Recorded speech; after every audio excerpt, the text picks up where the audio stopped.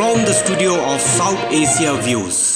With Prime Minister Narendra Modi listening, Japanese Prime Minister Fumio Kishida on Saturday called out Russia's aggression against Ukraine, describing it as serious development and has shaken the foundation of international order.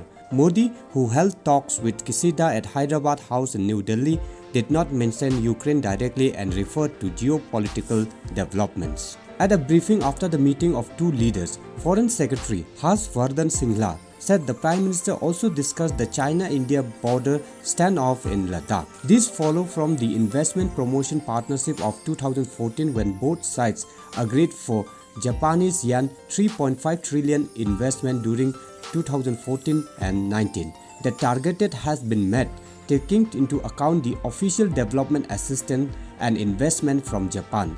The new target will provide scope for greater involvement of Japanese companies in the Indian economy. The joint statement said that the Prime Minister noted with appreciation that since the evaluation of ties to a spatial strategy and global partnership, there had been significant growth in economic cooperation.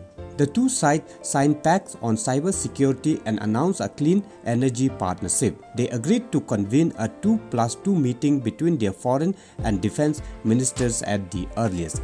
They also signed pacts on loans to the tune of Rs 20,400 crore for projects in connectivity, water supply and sewerage, horticulture, healthcare and biodiversity conservation in different states. The Japan Prime Minister spokesperson Hikaruko Onna said most of the time of the discussion was spent on the Ukraine situation. She said the leaders met for 110 minutes. She also flagged the issue of nuclear threats from Russia. PM Kishida, who is from Hiroshima, which was hardly devastated at the end of the Second World War, has said any nuclear threat let out on its use cannot be tolerated. Annex 2 of India-Japan Comprehensive Economic Partnership Agreement (CEPA) and Protocol for Amendment of Article 7 of Implementing Agreement under India-Japan CEPA.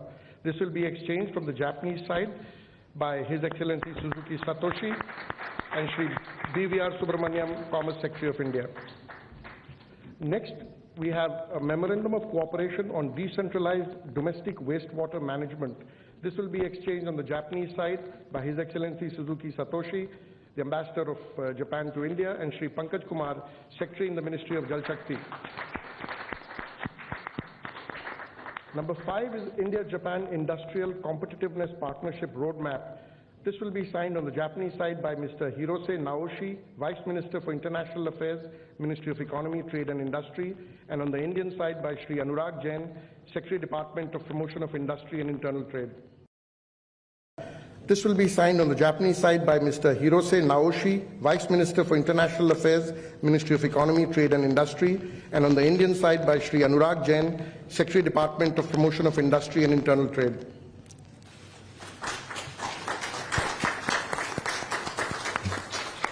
Japan global partnership में जो अभूतपूर्व प्रगति देखने को मिली, उसमें प्रधानमंत्री Kishida की महत्वपूर्ण भूमिका रही है। आज की हमारी समिट का आयोजन एक बहुत महत्वपूर्ण समय हुआ है। विश्व अभी भी कोविड-19 और उसके दुष्प्रभावों से जूझ रहा है।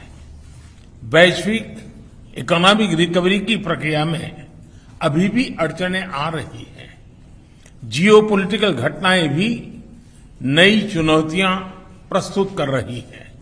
इस संदर्भ में भारत जापान पार्टनरशिप को और गहन करना सिर्फ दोनों देशों के लिए ही महत्वपूर्ण नहीं है, इससे इंडो पैसिफिक क्षेत्र और पूरे विश्व के स्तर पर भी पीस, प्रॉस्पेरिटी और स्टेबिलिटी को प्रोत्साहन मिलेगा।